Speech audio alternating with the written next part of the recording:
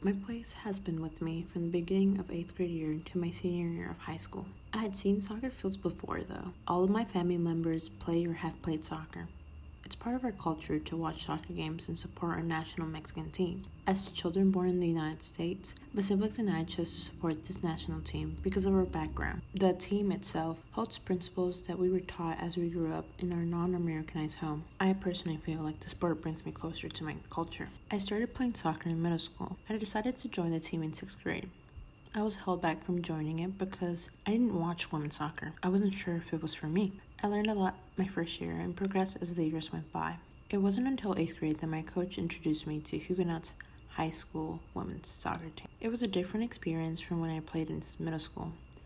It wasn't co-ed anymore. I felt good about joining the team, but nervous about how well I would do. The high school field was the biggest field I had ever played in before middle school. It was the most bright one with artificial grass. Every time I was on it, it felt the beams of the bright sun. Whether it was the end of winter or the beginning of spring, I felt the heat on my head. I wore different shoes while on it.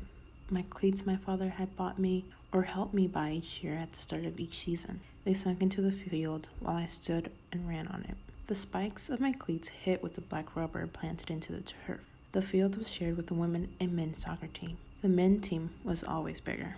Each season was a loss of girls, and recruitment was the beginning of the soccer season. We were a few each year. There was times where we barely made a team. Still, I made friendships that lasted on the field, and I gained support from my teammates, allowing me to challenge myself into becoming a better player, and I grew out of the nervous phase. I'm going to admit that I wasn't trying to be a professional, but I had potential. My father saw it in me, too. He was there for every game. I found it surprising he would drive outside of the county for our away games after work. He made sure I stayed on track of my education, too. I'm a student who likes to achieve in and outside of school.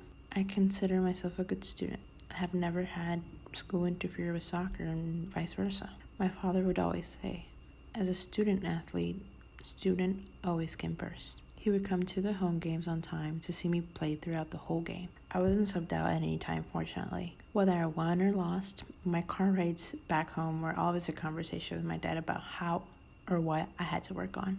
Through the sport was how my father and I connected with each other. He put effort into my interests and helped me even join a soccer league outside of school. He was happy, and I was too. The field, for me, was my stress reliever and distraction from school. I went to practice every afternoon for 2 hours, Monday through Thursday. I practiced, laughed, and smiled on the field. On the field, I won a Rookie of the Year award my freshman year. I made it to the third year of my high school and became captain of the team. Everything was going pretty well for me. And then, unfortunately, on my first game of the season as captain, an opposing team member kicked the back of my knee while I had the ball on my possession. I remember the moment I felt her kick. I yelled, and there wasn't response for pain. I yelled because I was scared. I heard a pop, and I didn't know what to do. I fell to the ground and laid on that same soccer field.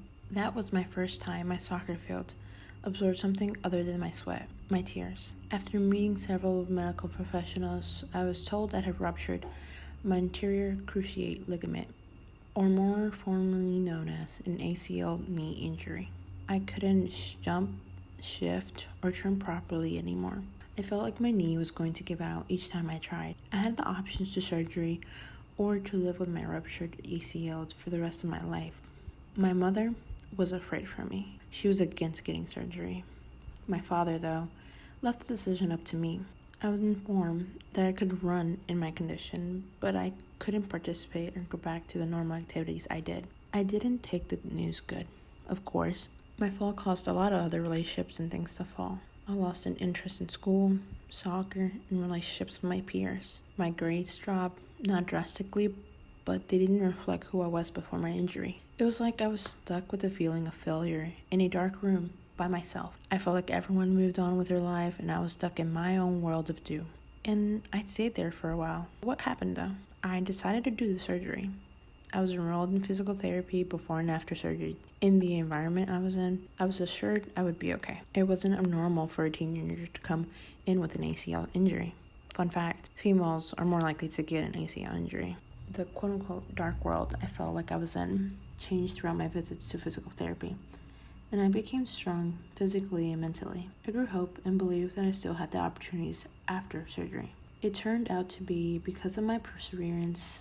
I worked myself in therapy and worked myself outside at a local gym. There, I discovered I liked to run. It was the closest quote-unquote soccer thing I could do in the condition I was in. I felt like I was returning back to who I was. I know I'm not a person to give up, and at the time, it felt like I wasn't able to do anything else. My school even recognized the challenges I went through and awarded me a Perseverance Award. Today, I use my experience as a reminder that giving up might be the easiest thing to do, but sometimes patience is required to go through a process and learn or grow from it. I visited the field in my last year of high school. I started soccer again since my injury on this field. I was alone this time, figuring it all out by myself. New coaches, new faces, and the same field. And I like to say I wasn't too scared, but I was scared. I started the same process again.